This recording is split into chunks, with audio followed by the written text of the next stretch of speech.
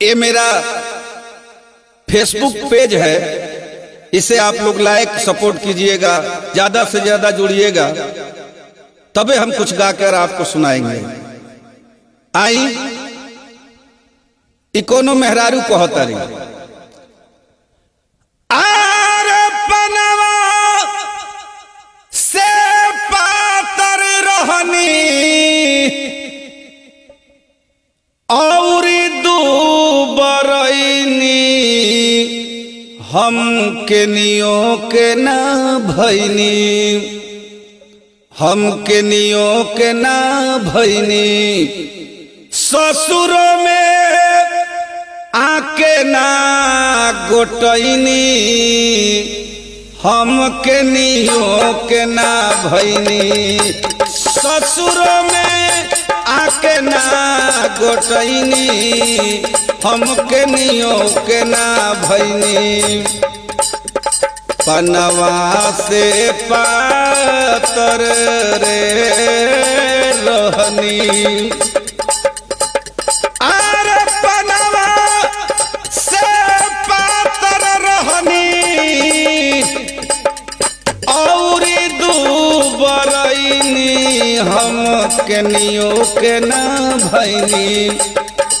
ससुर में आके ना गोटैनी हम के नियो के ना भैनी, ससुर में आके ना गोटैनी हम के नियो के ना भैनी। तब अरे मिलल बात मरद दरद तनिको ना बुझला,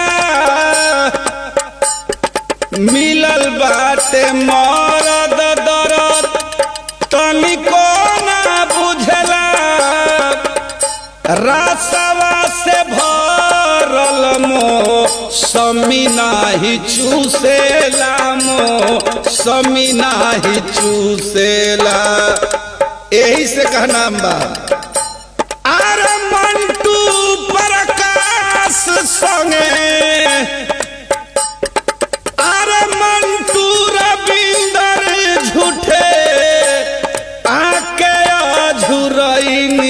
हम के नियो के ना भैनी, ससुर में आके ना गोटैनी हम के नियो के ना भैनी, ससुर में आके ना गोटैनी हम के नियो के ना भैनी। पनवा से पातर रे रोहनी अरे पनवा से पातर रहनी और दुबरैनी हम के नियो के ना भैनी, ससुर में आके ना गोटैनी हम के नियो के ना भैनी, ससुर में आके ना गोटैनी हम के नियो के ना भैनी।